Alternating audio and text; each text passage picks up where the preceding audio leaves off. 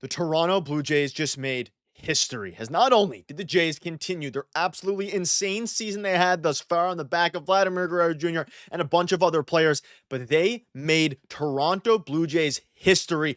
And folks, it has been a very, very long time until we could say this one particular thing that we're going to dive into today surrounding this team. We're going to break that down, but not only that, we have some other things to go over, as this truly feels, like I mentioned yesterday, it feels like a dream for this team. And this is absolutely unbelievable. I am speechless. We're going to break down this crazy game, discuss what this means going forward, and a ton of other things, folks. Before we get into it all, if you're enjoying this incredible Toronto Blue Jays run, make sure to smash that subscribe button. You guys have been absolute beasts with the support. Truly means the world to me. And as the Jays continue this incredible stretch of play, your guys' support has been incredible, and it means everything to me. Folks, this is incredible. The Jays have made Blue Jays history. And for the first time, and I have some interesting numbers to pull up for you, but for the first time in a very, very long time, for the first time in my lifetime, the Jays this late into a season have the best record in Major League Baseball. You can see the tweet here from Jeff Pass, and it speaks for itself.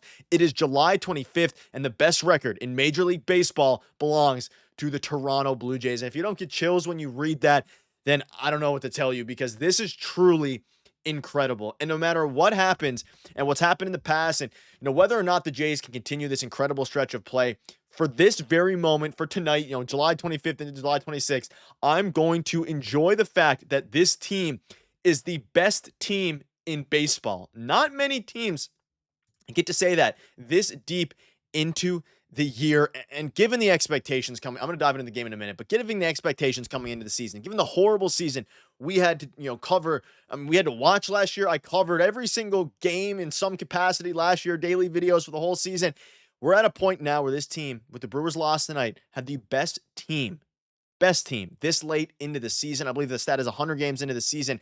And the last time, folks, that the Jays had the lead in the MLB this late in the season was in 1987, which is absolutely insane. Truly incredible, folks. And I mean, you think back to 2015, they weren't even this good in 2015, and it's unbelievable. Let's dive into tonight's game a little bit. Nathan Lucas, great game, 2 for 5. George Springer, 3 for 5. Vladdy is putting on some of the best swings we've seen from him all year. 2 absolute missile doubles. Springer could have easily had a home run.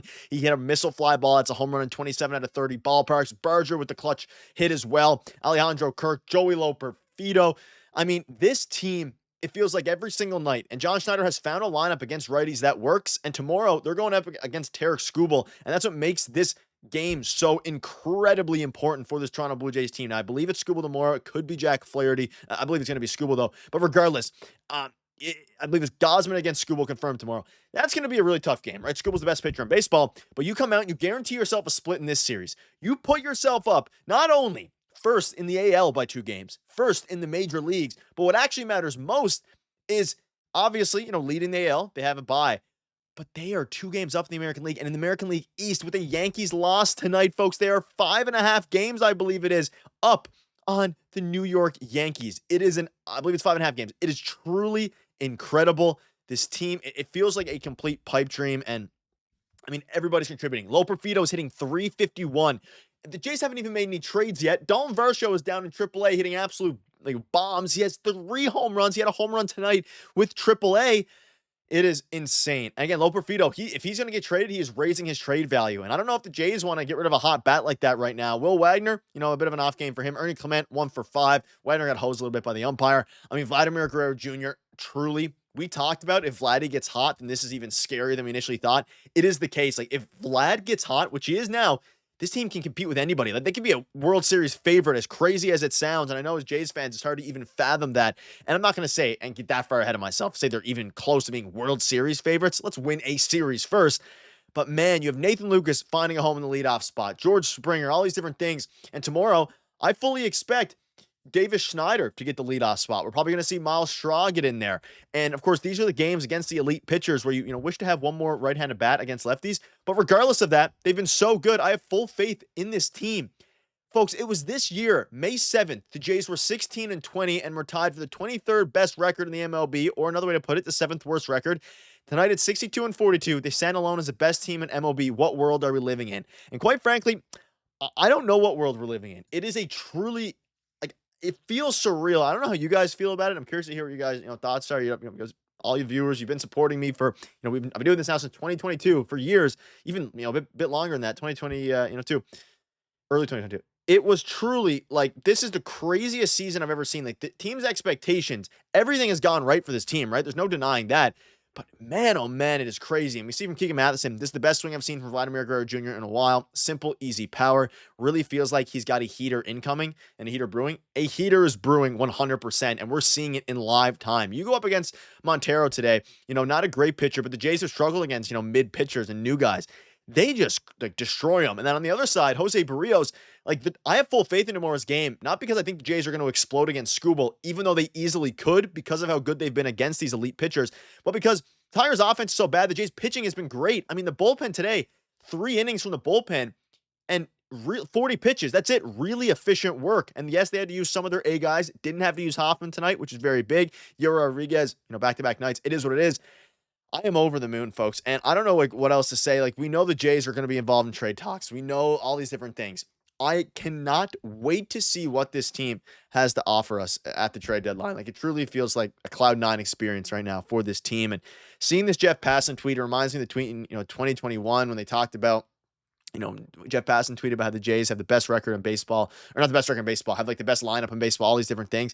To see how far the Jays have come, ups and downs, haven't won a while. They didn't win a playoff series first, but to be first in the MLB, let's just all enjoy the moment for at least tonight, right? Just enjoy it until the next game. We're locked into first place in the MLB. And of course, what matters most is the American League. But not many teams get to say that they are first in the MLB 104 games into the year, right? Not many teams get to do it. We are one of those teams.